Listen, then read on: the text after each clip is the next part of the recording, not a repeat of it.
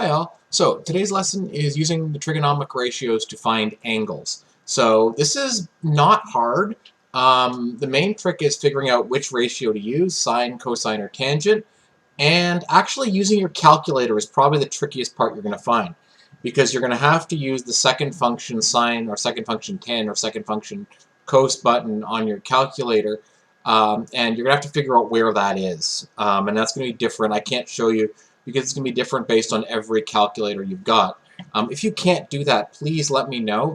Just take a picture of your calculator and email me and say, I have no clue how to do this. So please just, and I'll tell you basically from the picture, I can tell you how your specific calculator works to do this. So the other use of trig is if we know two of the sides, we can find any of the angles in a triangle using those same three ratios, so sine, cosine, and tangent. And the ratio we use depends on the sides we know and the angle we're trying to find. So for example, if you're trying to find angle A here, and you know this side and this side, you'd be using sine because you know the opposite angle and the hypotenuse, or the opposite side and the hypotenuse. If you knew this one and this one, you'd be using cosine to find that angle because you'd know the adjacent and the hypotenuse. If you know this side and this side, you'd be using tangent because you know the opposite and the adjacent. So the first step is always figure out what ratio we're actually using and then just write it out. Okay? So here are the steps. It'll always work. First off, look at the sides you know, find the relationship. Second, write out the relationship for the side that you know. The third, just plug in the numbers you know for the side lengths, then divide on your calculator.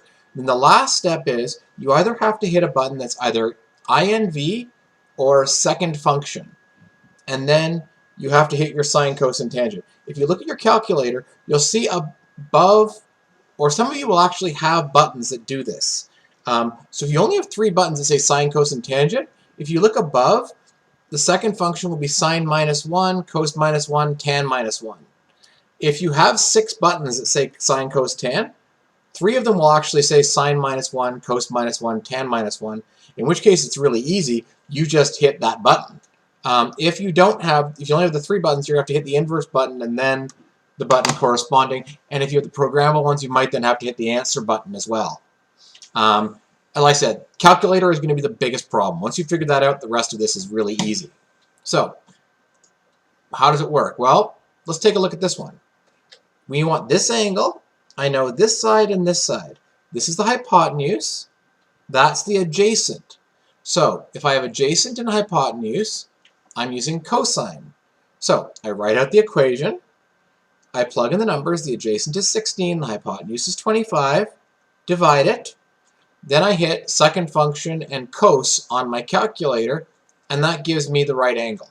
What I'd really recommend before you start doing these, actually do these ones on this note and make sure you're getting the same answer I did. Then you know you're actually doing it right. Next one, here's another one. Well, I know that angle, I want that angle, I know this side and that side. So this is the opposite, this is the adjacent. So I'm using tangent, opposite and adjacent.